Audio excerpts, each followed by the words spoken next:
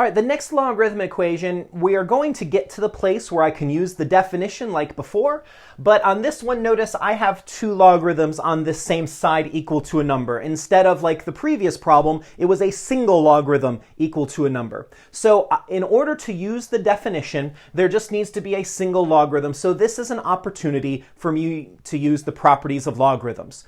So remember, when I am adding my two logarithms, that was produced by the product rule. And so what I'm going to do is I'm going to condense the left side of this into a single logarithm. So this is going to be the log base 3 of x times x minus 2.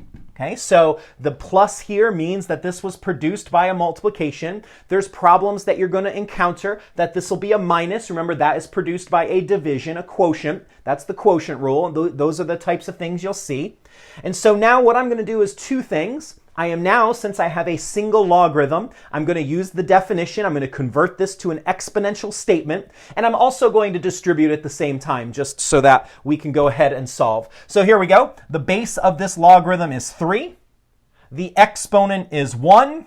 And that's equal to this thing right here. And when I distribute, that's x squared minus 2x. So this particular problem became a quadratic. That's no problem.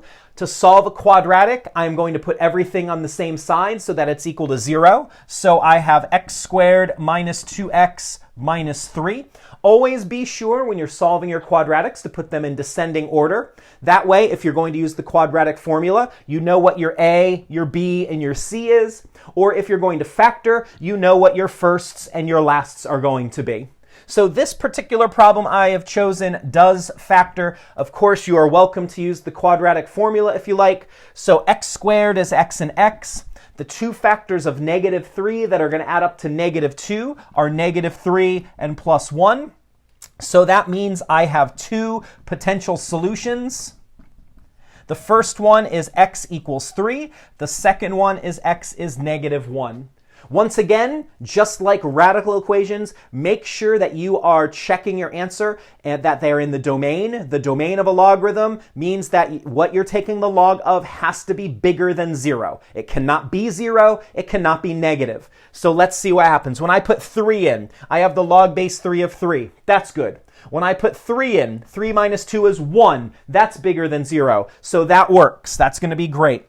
When I put negative 1 in, I have the log base 3 of negative 1. You cannot take the logarithm of a negative number. Remember, logarithm produces an exponent. So the question here, what this is saying is 3 to what power becomes negative 1? Well, there's no such power. That is going to become a negative. So this is a fake answer. No more fake news. And so here is my solution set, is the set with 3 in it. And we are done with that problem.